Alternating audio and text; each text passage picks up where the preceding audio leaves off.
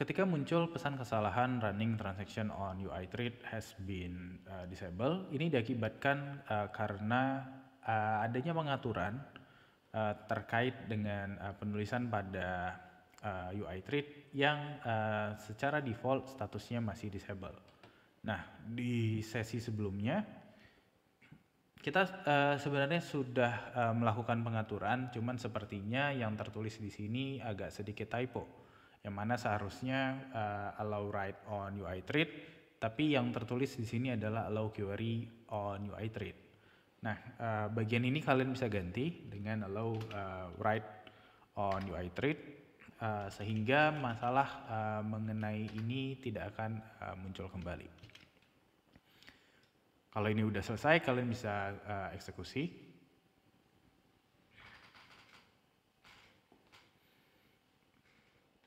Lalu kemudian kita akan tunggu sampai apps-nya kembali jalan, dan kalau udah jalan, kalian bisa perhatikan bahwa di sini datanya sudah tampil, di mana ada kacang Garuda, hit anti nyamuk, dan seterusnya.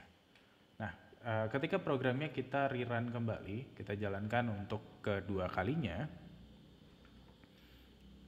maka apps-nya kita itu akan punya produk ganda dari setiap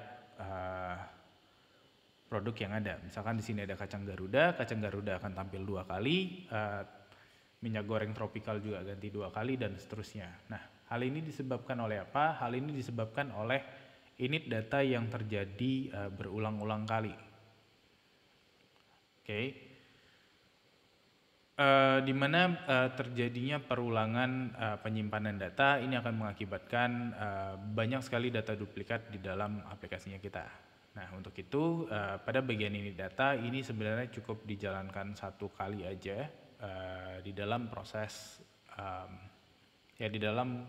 proses penjalanan program. Misalkan kita pengen melakukan pembersihan datanya dulu, lalu kemudian kita lakukan init data, maka kalian bisa menggunakan fungsi penghapusan data pada database Relum. Di mana untuk bikin hapus data supaya lebih modular, kita akan buatkan ke dalam sebuah fungsi, di mana fungsinya adalah public void. Lalu kemudian kita akan buat namanya adalah clear all product. Oke. Nah, apa yang kita lakukan di dalam sama seperti biasa kita lakukan inisiasi dulu terhadap Relum object, sama dengan Relum kemudian titik get default instance, lalu kemudian titik koma, kemudian kita akan lakukan Relum titik begin transaction.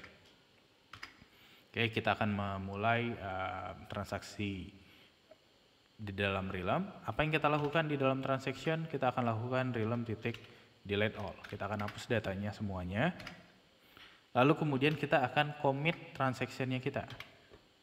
Oke, di dalam konsep transaksi, di dalam basis data itu umumnya ada dikenal sebagai commit. Oke, ada commit transaction dan akan ada yang namanya rollback transaction. Di mana proses rollback ini umumnya bakalan terjadi ketika kita tidak melakukan commit terhadap transaksinya kita. Di mana masing-masing database itu akan punya rentang waktu tertentu untuk kemudian mengembalikan datanya ke kondisi sebelum kalian lakukan transaction. Sementara untuk menyimpan perubahan, kalian bisa gunakan fungsi commit transaction ini sehingga nanti penghapusan datanya ini bakalan bisa diterima oleh basis datanya kalian. Kalau udah selesai, kalian tinggal lakukan Relum titik close. Oke, karena fungsi clear all product ini kita akan jalankan sebelum kita lakukan init data, maka kalian bisa tambahkan pada bagian ini. Kemudian jangan lupa tambahkan titik koma, lalu kemudian kalian silahkan rerun.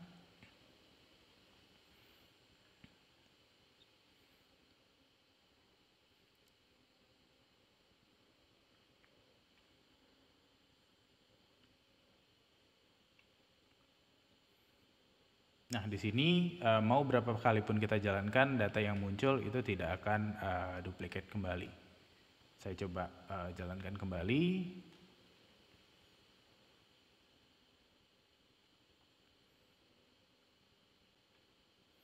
Oke, dan di sini tidak ada atau tidak muncul lagi duplicate datanya kita.